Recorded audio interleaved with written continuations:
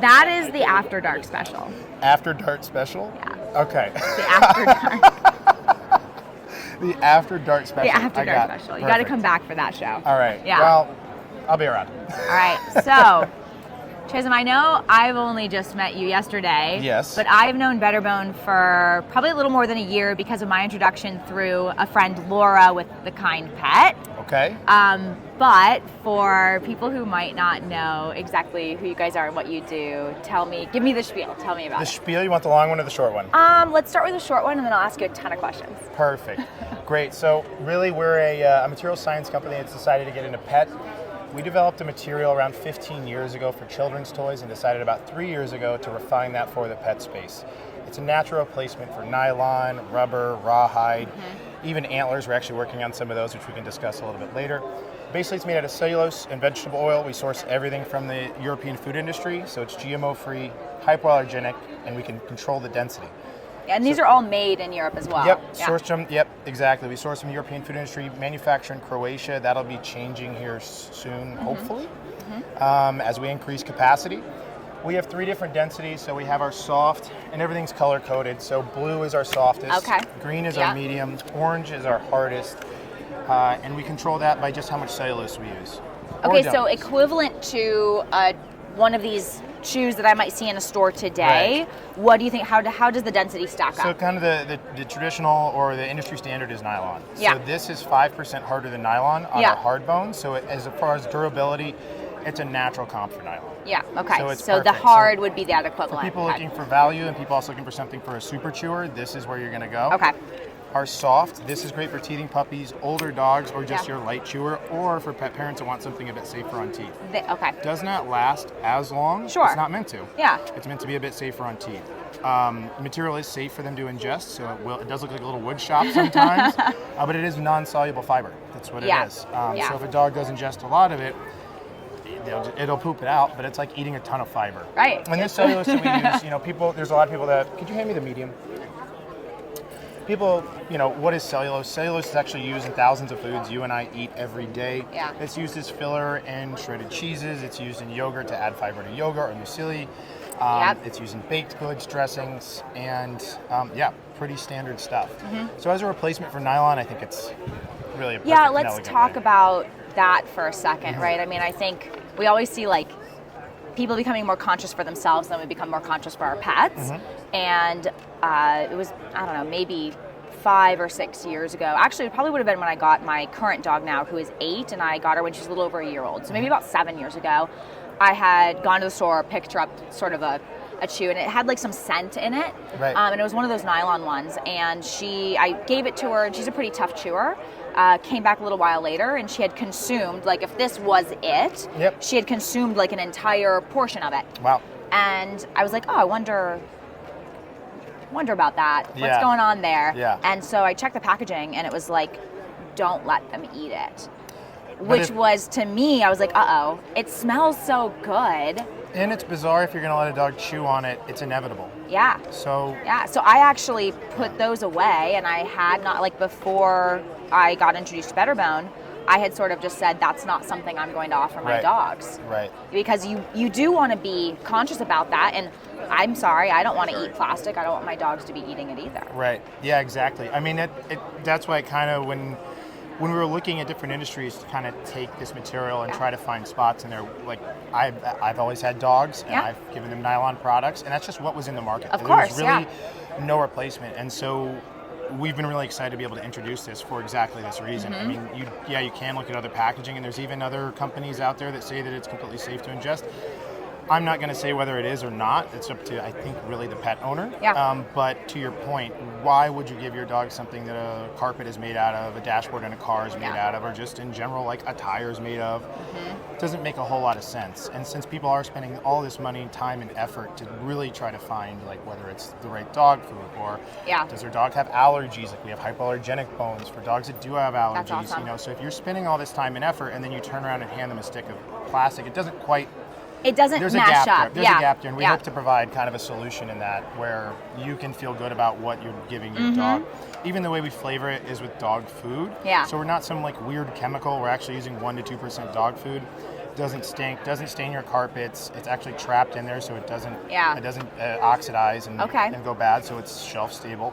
Oh, that's cool. Yeah, so it's really good. And then obviously we have the ones with no flavoring in them for those dogs. And actually, it's been interesting because we have humans that are like, my son has an allergy, or my husband, or I have an allergy. I didn't think about that. To something. We have to avoid this in our household. X, yeah, they have to avoid X, and they're actually buying the bone, not because their dog has an allergy, but because they do. Yeah. So that's been a really interesting kind of unique feature that now that we're spending a little bit more time in the market, that we're finding, and we're like, wow, like it's really amazing cool. what your customers will open you up to. Yeah, right? yeah, stuff that we didn't intend, and just another benefit that we get to talk about with now. Yeah, I mean, so from Swift Paw's perspective, we're all about enrichment. Right. And for us, it's about providing pet parents with appropriate things at every age and stage of their pet's life. That could be like developmental, so as your pet grows up and gets older, but that could also be up and down throughout life. You know, maybe your pet is recovering from an injury or from maybe a surgery, and they should be doing something that's lower impact. Right. It doesn't mean that their brain isn't still going,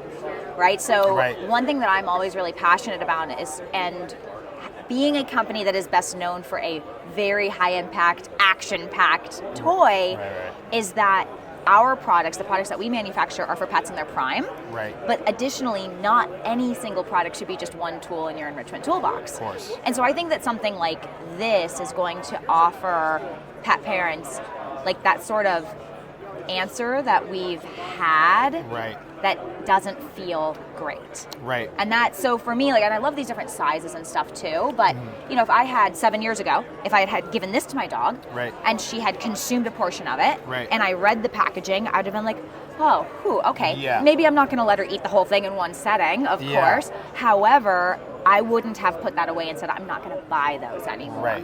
And the other thing for healthy enrichment, right? Dogs have natural instincts. They want to chew. They want to dig. They want to run. And also just they get bored. They want to chase. They get bored.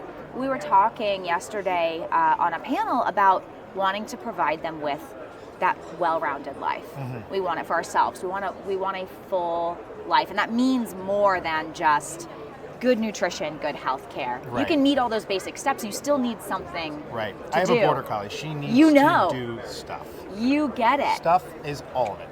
Yeah. Anything and everything she wants to be involved in. So and I think they're so much happier and we're so much happier. Right. Like, I'm at my happiest when my dog is just like passed out. You feel better after you exercise. You feel better after passed out on the carpet, like fully satisfied. That's it for me. Okay, one last thing before I let you go is, you know, thinking about this in stages, right? So the appropriate way to add this in, you know, I think for people who are just getting onto this idea of like, how do I implement enrichment into my daily routine? Right. You know, the way I see this, and I'd love to hear your opinion too, if I had a young, energetic dog, which I do, I have a puppy who just turned 1, so speaking for a friend here, I think that, you know, sometimes a gateway into training. We say like, oh, training's super important. We need to jump out. We need to start training right away. If that puppy is bouncing off the walls, you're not necessarily going to get through. Yeah, they need a minute. It's not going to be a productive training session. Right. So the right timing is everything. So for me, I would love to use something like this when I had that puppy that might be a little bit restless or might be a little bit anxious and just needs something to occupy them with. Absolutely. And chewing is great, right? It releases endorphins. I mean, there's really some like physiological and psychological things that happen when they chew. It's self-soothing. Yeah, so when would you say is like the best addition to your day when you've got this on your shelf and like when you want to? Because, okay, here's another thing. Right. I am a big believer in having something that you give to your dog, because if it's out all the time, it loses the novelty. Yeah, how you actually treat BetterBone or anything is it's the timing. What you were talking about, timing, whether it's trying to train them or even when you give them something. If it's always out, it does lose some novelty, and of course that can wear off. So you don't need quite as many toys if you're actually engaging with the dog at the right moment in time.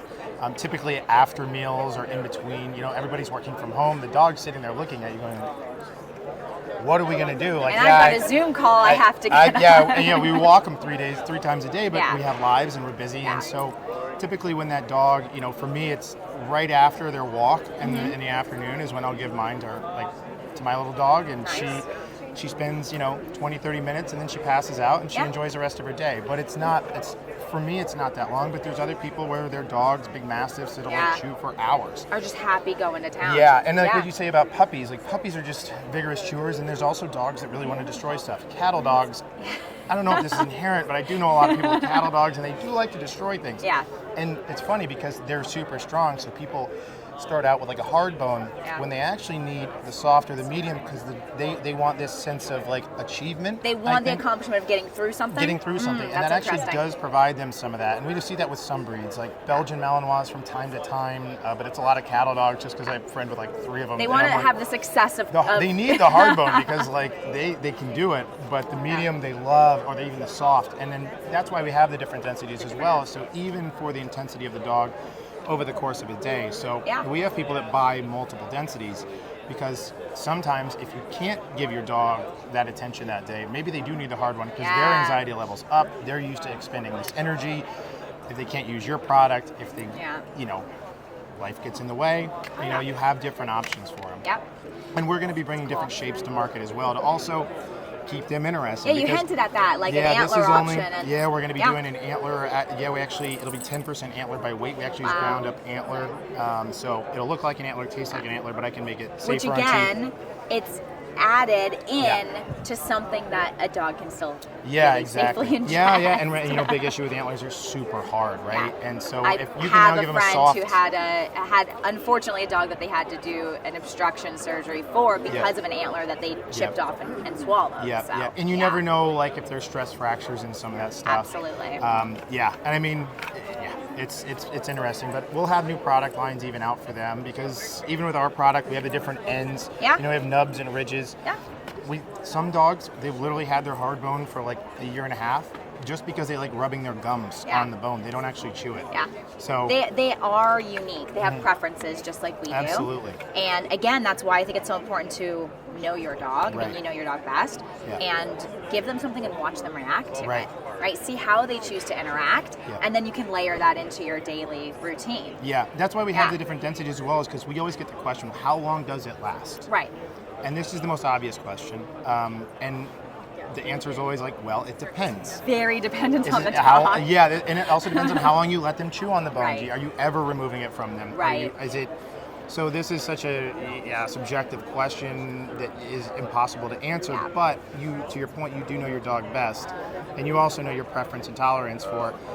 If I have something very hard, of course, teeth over time are just enamel and they don't get replaced. Wear as well. And so at least you have an option now where maybe it doesn't last quite as long, but you can hopefully mitigate any risks to potential stress fractures. My older dog is a bit more of an aggressive chewer, and I did end up with a bit of a slab fracture, chewing on something that was really hard.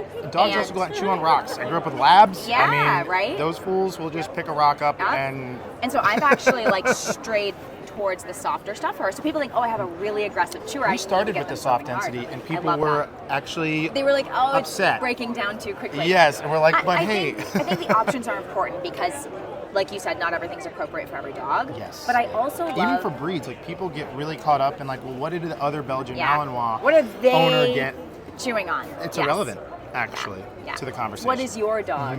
Yeah, exactly. Because some trainers actually can train. We had a guy here. He had one of those big German, not a German Shepherd, but it's like the other like German something, big beautiful dog. And we gave him the hard bone. He's like, no, give him the soft bone, because he's like, no, I trained him. You do not destroy your toys. Oh, that you're actually. And that dog was like softly chewing. That's amazing. So it's like that is not. My initial reaction was not to give him the soft bone. Right, you wouldn't have gone and I know our product. But the owner was like, no, I know. Yeah, and another thing that you said that I really loved is that you have some people who are straying towards the soft stuff because the dogs like the success, because they get the success of chewing it. You know, one of the things that we get all the time is like, they shouldn't catch the flag or don't let them.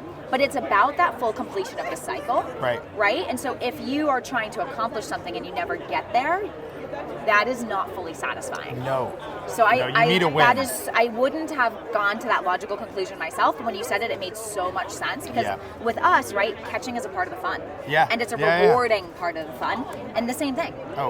Being able to feel your teeth making progress into that chew. It also helps clean the gum line a little bit if you can actually get in there. If you can never get into the material.